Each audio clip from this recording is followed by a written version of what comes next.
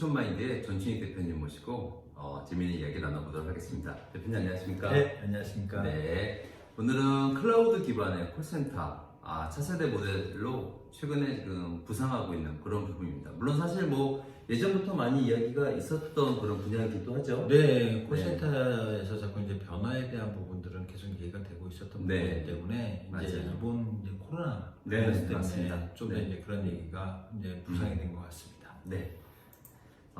오늘의 아젠다는 이제 클라우드 기반의 콜센터 관련된 것들, 그다음에 근무 환경의 변화, 그다음에 중요한 개인정보 보안, 그다음에 재택근무의 확산, 요 네 가지 아젠다로 하나하나 뜯어보도록 하겠습니다. 자, 시작해 볼까요? 네, 진행하시죠. 네. 자, 첫 번째 클라우드 기반 콜센터 좀 설명 좀 부탁드리겠습니다. 네, 클라우드 기반 콜센터가 차세대 모델이라고 제가 표현을 했는데요. 네, 네. 기존에는 이제 클라우드 방식이 아니라 일반 인트라넷 방식이겠죠. 그쵸. 네. 통신망하고 인트라넷 내에서 이제 진행을 했던 부분인데, 이제 클라우드라고 하는 거는 이제 그 온라인의 그 클라우드망입니다. 그래서 네. 통신망과 클라우드망, 그다음에 다시 이제 인터넷을 통해서 이제 재택근무가 그쵸. 가능한 부분이라고 보시면 될 것 같습니다. 네. 그래서 맞습니다. 이제 뭐 주제를 이제 크게 이제 코로나 차세대 클라우드의 부상이라고 했고, 두 번째는 이제 외부 접속에도 보안 이슈가 해결될 수 있을까. 그다음에 세 그쵸. 번째는 네이버 고객센터 이제 자체 솔루션을 적용했다라는 부분이 이제 클라우드 기준이라고 보시면 될 것 맞습니다. 같고요. 그래서 이제 금융권들도 이제 추가적으로 이제 도입을 지금 고민을 네. 하고 있다고 합니다. 네. 이에 따라서 근무 환경의 변화가 좀 급속도로 바뀌고 있는 것 같아요. 네. 네. 그러니까 쉽게 말하면 우리가 이제 콜센터라고 하면은 이제 한정된 그 그쵸. 공간에 이제 많은 이제 상담사들이 네, 맞아요. 이제 네. 근무를 하시는 이제 네. 구조가 이제 우리가 흔히 생각하는 콜센터인데요. 지금 이제 화면으로 보시는 게 이제 콜센터 이제 환경이라고 보시면 될 것 네, 같습니다. 네이버인 것 같아요. 네, 그래서 보시면은 이게 뭐 빈자리가 많이 있다라고 하는 부분은 이제 네이버는 아까 말씀드린 대로 이미 이제 클라우드를 일부 네. 이제 진행을 하고 있기 때문에 네. 그래서 이제 빈자리가 좀 많이 이제 보여지는 거라고 보시면 될 것 같고요. 그래서 그 개인정보 유출에 대한 부분은 조금 더 이제 고민되는 부분이고 네, 추가로 그쵸. 좀 설명을 드릴 텐데 네.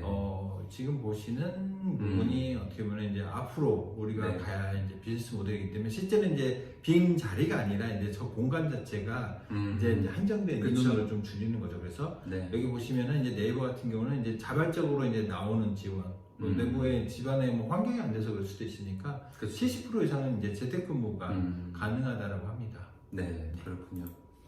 자, 이제 가장 중요한 게 사실은 이게 여러 가지 개인 정보를 담고 있다 보니까 그동안 이제 앞서 말씀 주셨던 센터 내에서 이루어졌던 작업들을 이제 클라우드화 하다 보면 네. 여러 가지 보안을 해결해야 될 사항들이 많죠. 네. 네. 이제 화면으로 보시게 되면은 아까 말씀드린 게 좀 더 이해가 될 텐데요.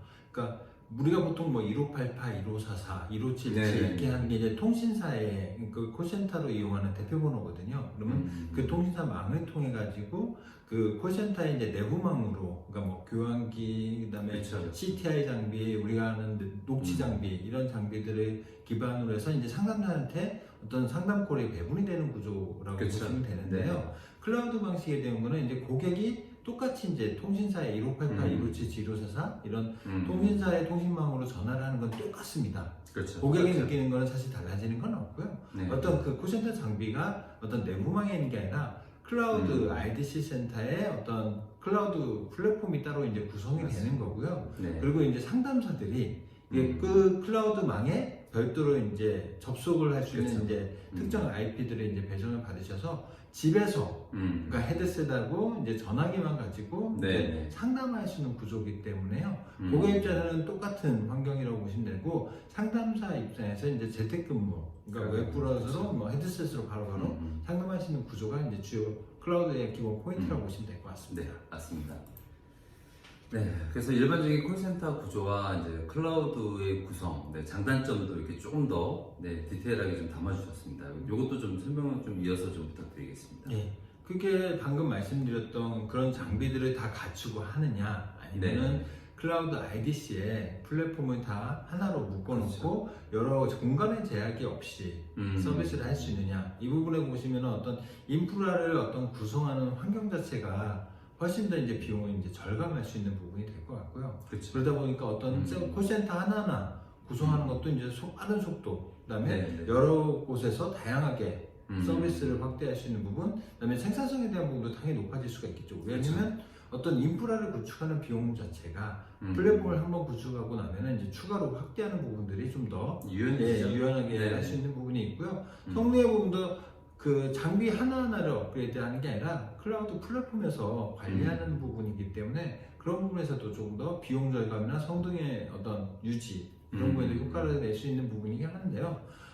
이제 두 가지에 대한 뭐 여기 정리해 드린 걸 보면 이제 단점이라는 게 그러면 이제 인터넷망을 통해서 상담사가 이제 클라우드망에 접속을 할 텐데 보안상에는 문제가 없느냐라는 부분이 하나가 있을 거고요. 그 다음에 인터넷은 사실은 이제 공용하게 퍼블릭하게 사용하는 이제 망이기 때문에 그 어떤 트래픽에 대한 부분들이 100% 이제 안정성을 가질 수 있느냐 네. 이 부분에 대한 부분은 지속적으로 좀 보완을 해야 되는 네. 부분인 것 같습니다. 맞습니다. 네, 이제 더불어서 이제 재택근무가 코로나 영향으로 이제 급속도로 네, 확산이 되고 맞습니다. 있죠. 네. 네. 그래서 이 포인트 재택근무 확산이 어떻게 보면은 인프라의 어떤 대중화, 네. 아니면 사회적만의 어떤 인식도 필요합니다. 맞습니다. 재택근무라면 일을 제대로 못하지 않을 거냐, 그렇죠. 이런 네. 부분들이 그런 것들이 아마 이미 예전부터 맞아요. 계속 늘 있어 왔던 부분이 있는데요. 음. 지금 어떻게 보면 이제 이 코로나라는 그 네.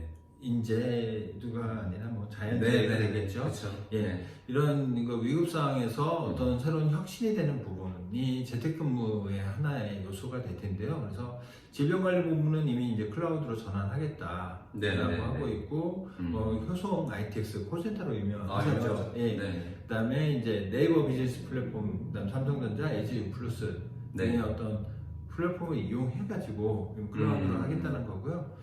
재택관리 솔루션에는 그 외에도 이제 여러 가지가 있습니다. 왜냐하면 이제 클라우드 콜센터를 하려고 하면은 원격 제어에 대한 부분도 잘 필요하죠. 해야 되는 부분이 네. 있고, 모바일 기기를 뭐 활용해서도 접근해야 되는 음. 부분들이 있기 때문에 네. 이런 부분들은 좀 더 어떤 고도화된 소프트웨어, 그렇죠. 어떤 프로세스가 강화가 될 거라 부분이 있을 것 같고요.